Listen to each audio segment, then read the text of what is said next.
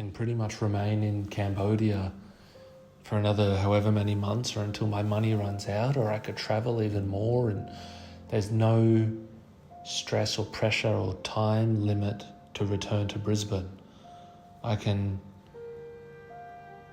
explore this feeling and these attitudes over here, still in a somewhat safe, carefree, just this is exactly what it must feel like when people say, I have no plans, I'm free, I'm just going with the flow, like John. So it's literally how John can have that massive smile all the time.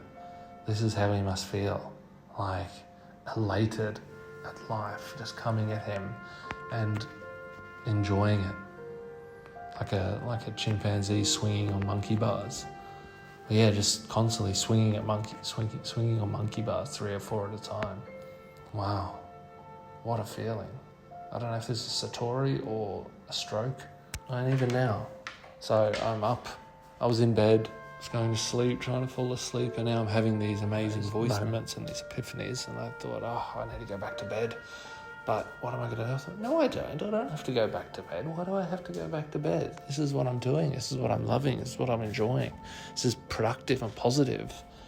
Don't do something else that you sort of are programmed or just expected to do by nobody. Just live. Look, this is who you are. This is what you're doing. You're doing this right now. It's good. It's positive. It's voice memoing. There's no responsibility to go to bed. No one's telling you to go to bed. So get up, walk around. Keep doing your voice memos. This is life. This is who you are. This is what you're doing. Do it. Don't resist it because of some vague notion that you should be doing something else. By whose standard? You shouldn't be. It's not that you should be sleeping right now. It's 12:47 in the morning. So what? Get up, do life. You know, if this was a movie, this would be a cool setting. Life doesn't just occur between 9 and 5. It happens every hour of the day. So you don't need to subscribe your life and your day, your lifestyle, to a preconceived notion of what a life and day should look like.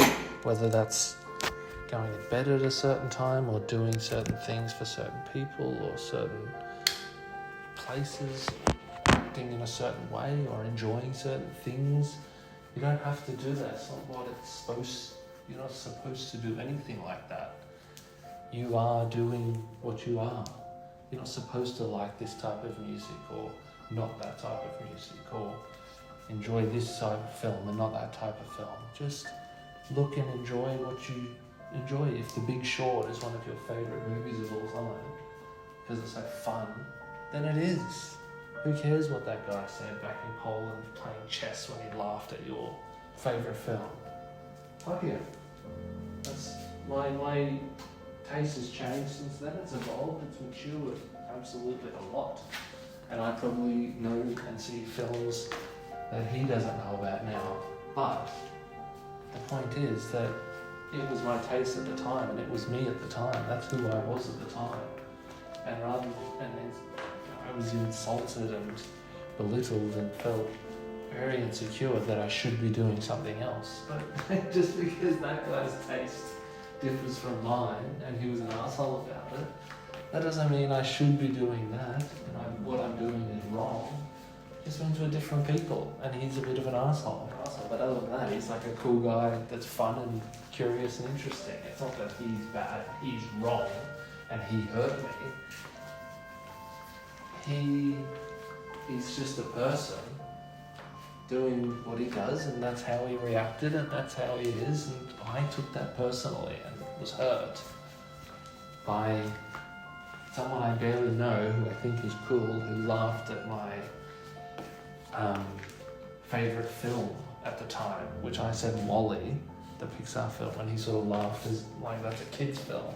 But I'm always deeply touched by that film, how they made such an expressive thing without dialogue.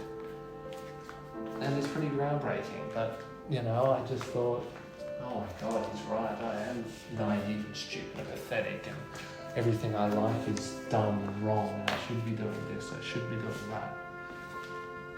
You know, I should be watching French fucking experimental pieces, which sometimes I like to do now even, but, you know, I didn't like Chinatown. I probably should watch it again, but I didn't like it at the time, so I don't like it. There's something else, you know, another famous thing that I tried to watch and just couldn't watch it all at night, of The Living Dead. You know, it's a cultural phenomenon, I guess, and I tried to watch it, but at the time, I didn't really enjoy it. You know, probably with this newfound attitude of being a bit more just honest and critical, constantly saying yes to life, then I might enjoy it, but at the time I didn't, so I don't, and that's okay. You know, and other people's opinions are their opinions, it's their life, it's not who they are. Just because, yeah, someone doesn't like something that I like, and I don't like something they like, doesn't mean we can't get along and be friends. It doesn't make them good or bad or polarize them in any way like that. If I am really interested in cowboys now, there's nothing to be embarrassed about being fascinated by cowboys and the cowboy lifestyle and the gang styles and the gang mentalities. That's fucking fascinating to me at the moment, and I shouldn't hide it.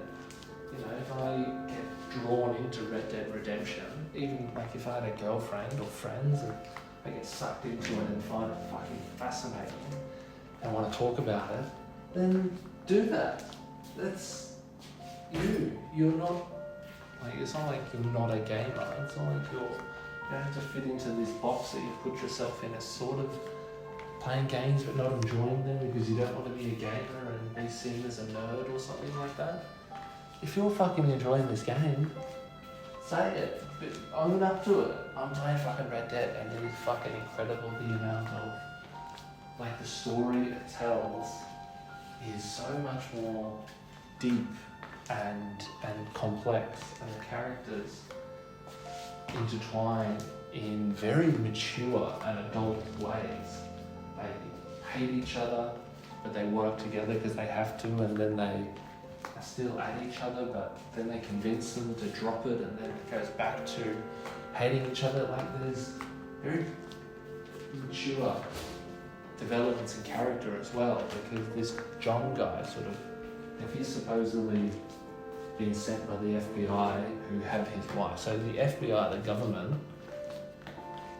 have caught his wife and child, because he's an outlaw, so we're going to kill them unless you give us Billy Williamson. So to save his child and wife from the government, from the country, he has to go and murder somebody. So he starts off in town not knowing anybody, and the game is you try and storm in, you can't do that. You have to build up reputation and friends and build up a bit of a support network, but you don't know anybody, so you're having to start from scratch. And the people you do come across are a charlatan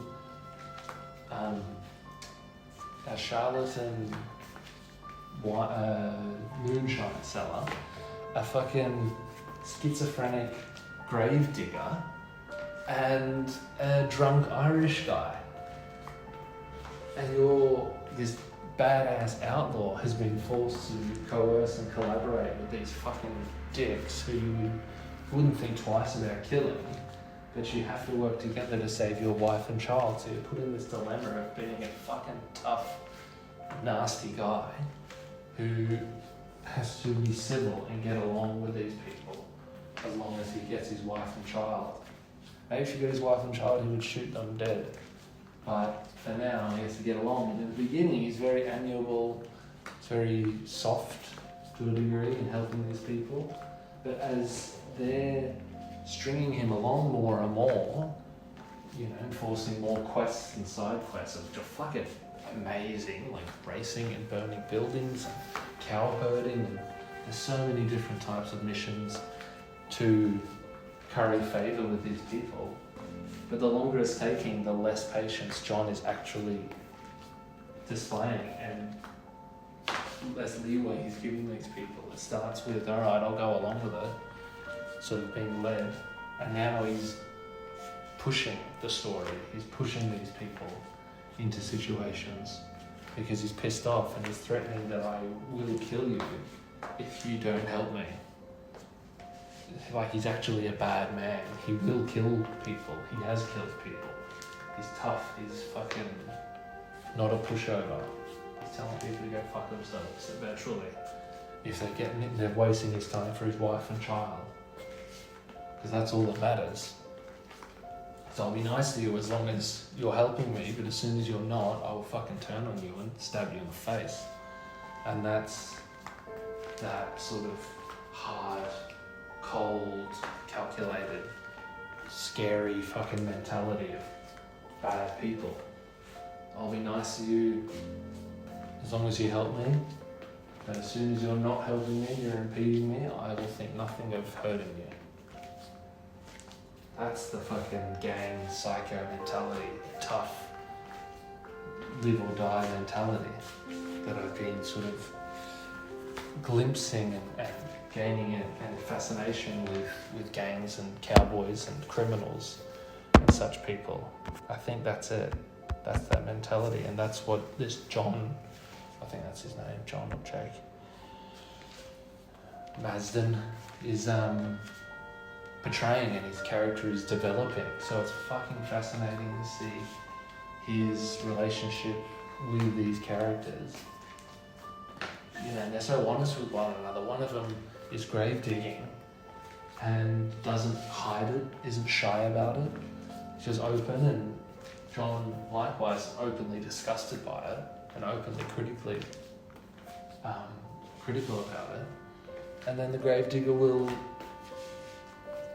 defend it and make pretty interesting points and funny remarks about, you know, you stole from the living, I'm stealing from the dead, who do you think cares more? And then I realised the saying, the dead should bury the dead, means the dead inside should bury the dead.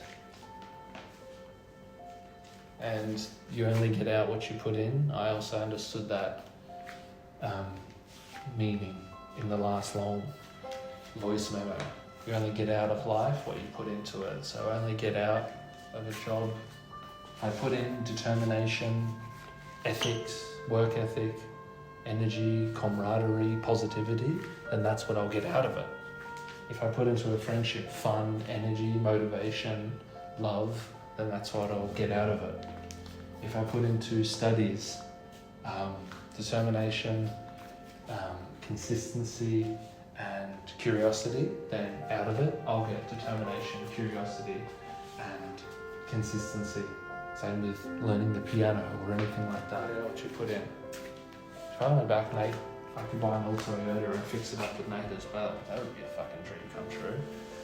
Fuck, I think I am gonna go back to Brisbane. Eventually.